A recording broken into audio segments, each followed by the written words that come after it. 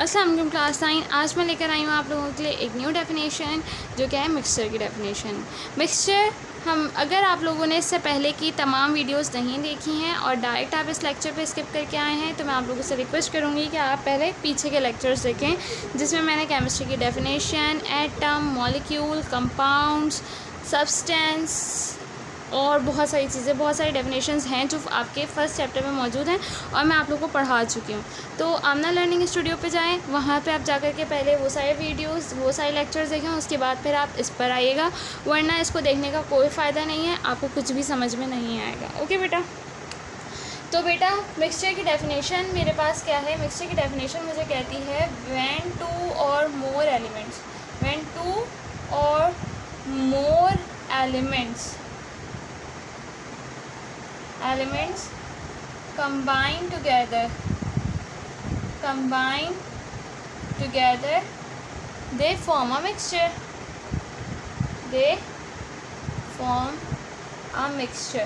अच्छा जी बेटा, यहाँ पे ना एक बात और है कि आइदर इट्स अ होमोजीनस, यानी कि ये होमोजीनस मिक्सचर भी हो सकता है और ये हेट्रोजीनस मिक्सचर भी हो सकता है। होमोजीनस मिक्सचर और heterogeneous mixture, either it's a heterogeneous mixture. ठीक है, होमोजीनस मिक्सचर, होमो का मतलब पता है क्या होता है? होमो का मतलब होता है सेम। ठीक है, अगर मैं इस वर्ड को मैं दो हिस्सों में तोड़ूं तो होमो का मतलब होता है सेम और जीनस का मतलब होता है प्रोड्यूसर। जीनस का क्या मतलब होता है बेटा? प्रोड्यूसर, यानी कि जो सेम कंपोजिशन से बना हुआ होता है वो क्या है? होमोजीनस मिक्सचर है। और जिसकी कंपोजिशन में चेंजेस आई हुई हैं वो क्या है बेटा? हेट्रो। हेट्रो का मतलब होता है डिफरेंट। ठीक है, डिफरेंट प्रोड्यूसर है वो क्या है बेटा? जो है डिफरेंट हेट्रोजीनस मिक्सचर है। अच्छा जी, होमोजीनस और हेट्रोजीनस मिक्सचर का आप और मैं कैसे पता लगाएंगे? होमोजीनस मिक्सचर की अगर मैं एग्जांपल दूं तो होमोजीनस मिक्सचर में हमारे पास आता है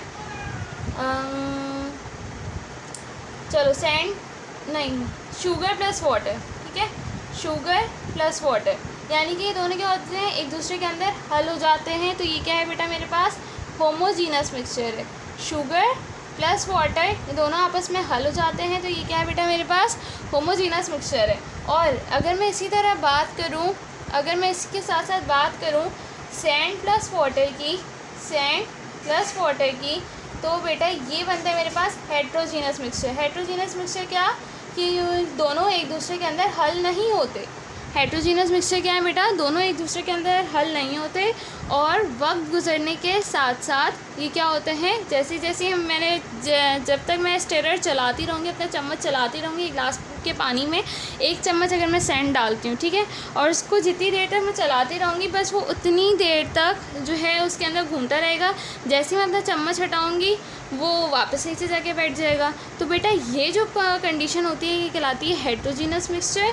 और ठीक है, क्योंकि ये दोनों आपस में हल नहीं हुए, एक दूसरे की कंपोजिशन में मिक्स नहीं हुए। जब तक एक दूसरे की कंपोजिशन में एक दूसरे के अंदर मिक्स नहीं होंगे, जब तक ये हेट्रोजीनस मिक्सचर्स हैं। और अगर दोनों एक दूसरे के उसमें हल हो जाते हैं तो ये होमोजीनस मिक्सचर है।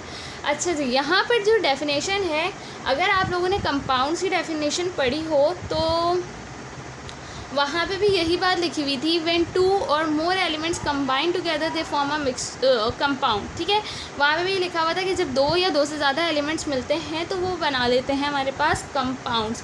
और मैं यहाँ पे भी यही बात कह रही हूँ कि जब दो या दो से ज़्यादा एलिमेंट्स मिलते हैं तो ये बना देते हैं मिक्सचर। तो इन दोनों डेफिनेशंस में आखिर फ़र्क क्या है? अगर आप लोग जानना चाहते हैं इन दोनों डेफिनेशंस में फ़र्क क्या है तो मेरी नेक्स्ट वीडियो लाजमी देखें, जिसमें मैं बताऊँगी कि कंपाउंड और मिक्सचर में आखिर फ़र्क क्या होता है। ठीक है, तो शॉर्ट ट्रिक्स देखने के लिए देखते रहिए आमना लर्निंग स्टूडियो।